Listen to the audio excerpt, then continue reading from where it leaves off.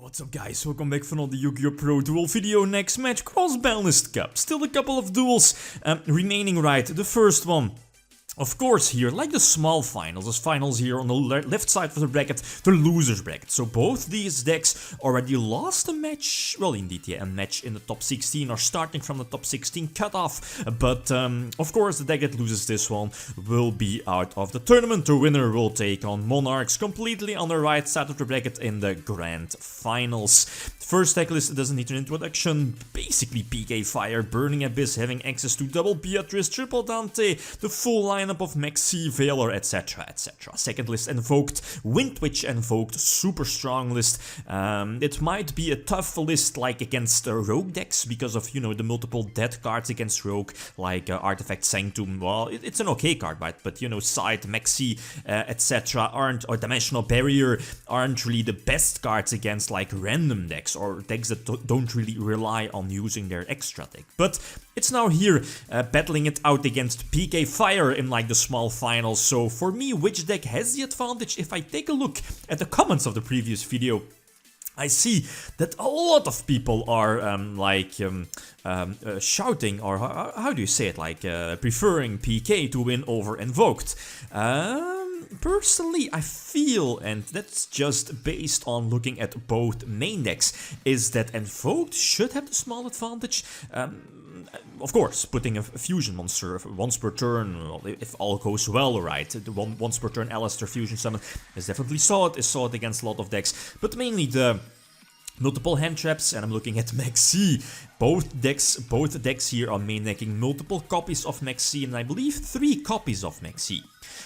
So yeah, personally I think Invoked should have the slight advantage over Burning Abyss, PK Fire because of all those anti-cards like Dimensional Barrier, Maxi for example, just to name a few, right? Like half of the deck focuses on beating the extra deck, or preventing your opponent from going into his extra deck.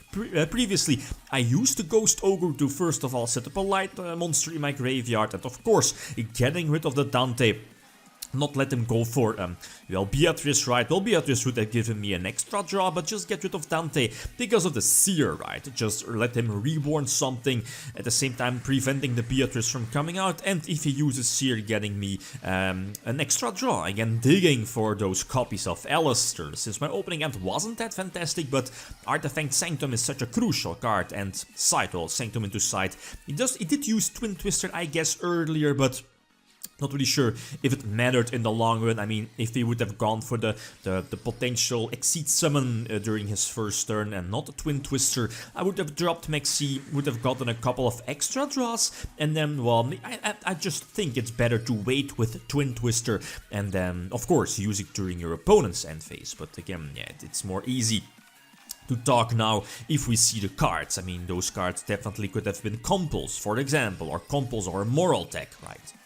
Anyway, so I drop one of the Wind Witches. The opponent does have a Maxi, so immediately already getting the +1, the 2 draws, right? But dropping your Ragin next to it. Ragin, fantastic card against Burning Abyss. Just put one of their monsters face down and then basically activated their suicide effect. Well, the suicide effect of the Burning Abyss monsters, right? So Seer has been activated from the hand. He does have a follow-up play with the PK normal summon and special summon of the, is it Boots? You know which one I mean.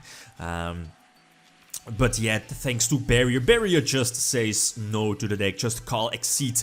Well, he might have a follow-up play, like a synchro play of going for the level. It's level 6, right? The level 6 Burning Abyss. Not really sure about the correct name. The name slips my mind. You know which card I mean. So that might be like a potential follow-up play, but something like Ragin backed up with Backrow, and that Backrow being Dimensional Barrier. That's very, very strong, guys. Very, very strong.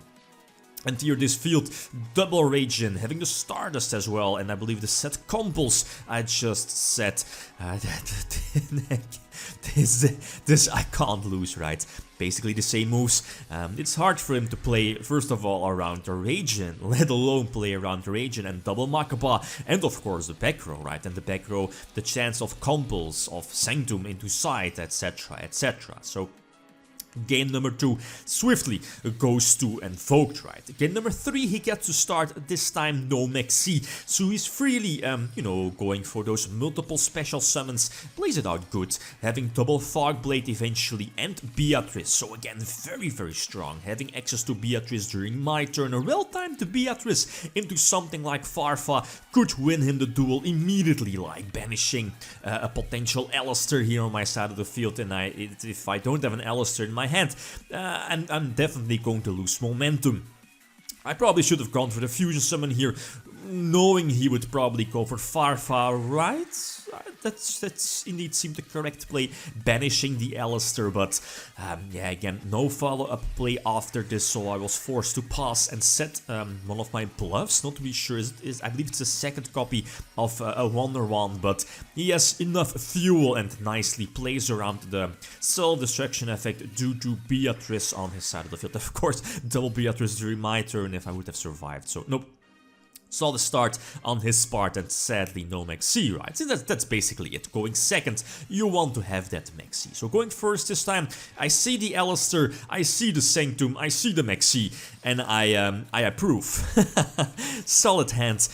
He does drop his own Maxi, but that's fine, I guess. I mean, Maxi against Invoked isn't that strong compared to Maxi against Burning Abyss. Like, you can't really compare it. Basically, it's just, again, a 1-for-1. Maxi against Invoked. So dropping the Radiant, put something face down, not really sure what my back row is. Is it a Sanctum? Not really sure about this, but anyway, drop a Makaba as well. Radiant Makaba on the field with a Compulse in my hand, and I assume a Compulse set, I think?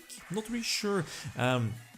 But again, I kept the Compulse in hand just because of a potential Twin Twister and yeah, maybe some negation with Makaba negating a Fogblade. That can be important, right? Since I do have Radiant to put something face down, so potentially blocking him, of keeping him out of the extra deck, so keeping him off the duel seems fair.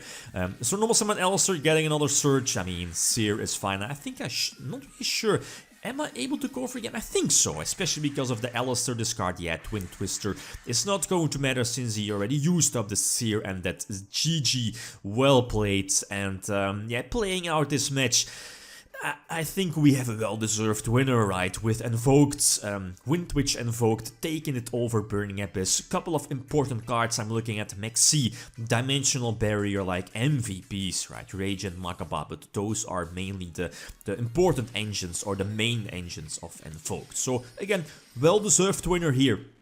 Windwitch Invoked moving on to the Grand Finals and will take on Monarchs in the Grand Finals. So the next match will be, yeah, indeed, 2 matches left. The next match will be like the battle for the top 4, 3rd and 4th place, as you previously see, as you already have seen, will be PK Fire versus Chaos. Again, like always, feel free to leave your predictions. And after that, there will be the Grand Finals of, you know, Monarchs versus Invoked. So how is that going to work? As a lot of people already mentioned in the or asked in the comment section, it's quite easy.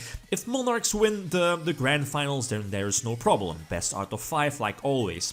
Then again, if Windwitch Invoked wins that one, let's say 3-2 or 3-1, doesn't really matter, like wins the match, then we need to replay the whole match, since again Monarchs hasn't lost a match yet in the top 16 cutoff, so at least they will indeed get another shot, like basically all these decks here, getting a second chance. So that's how it will work out, and then everything will be put like in one video, so the finals won't be like split into separate videos.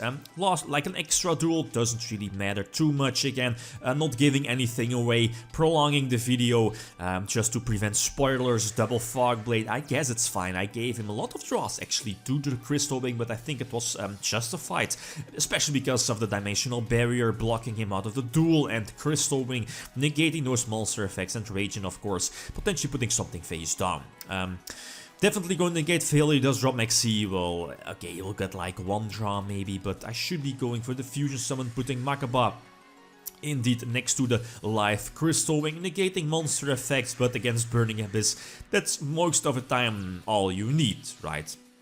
Here, again, I can just negate 2 monster effects. So Speed Charge Terror Top has already been used. He goes for the, what is it called? The Exceeds, Break Sword. Yeah, Break Sword, well, it's not the Break Sword that activates, but you know, the attack boost gets negated by Makaba, I think, so Break Sword is banished. And yeah, the Twin Twister is just going to make Radiant live again. So again, doesn't really matter too much. So again, well-deserved winner. Windwitch and Invoked takes on Monarchs. Next matchup, battle for 3rd and 4th place, Chaos versus PK Fire. Like always, feel free to leave your predictions. Okay, guys, that's it. Thanks for watching and feel free to leave a comment or a like if you enjoyed the video.